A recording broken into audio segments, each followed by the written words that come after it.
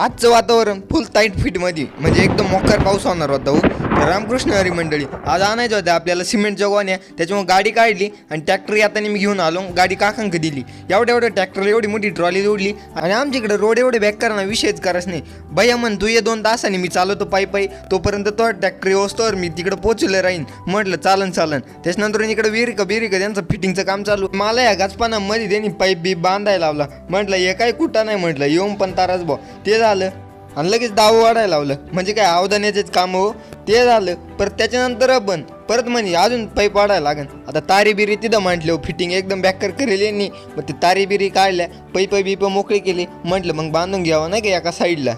आता म्हटलं सिमेंटच्या गोण्या आणले तर त्यांची खाली करायची सोय बी करावा. 2-4 खोरे मी वडले. म्हटलं जागा करावं कसं आहे ना पावसाचं वातावरण एकदम कडक होतं. माझं झालं बायाला म्हटलं तू पण घे ते जीव जायला म्हणे करायला लागलं लांब परवान 2-4 खोरे वडले त्यांनी. म्हटलं आता मीच करतो.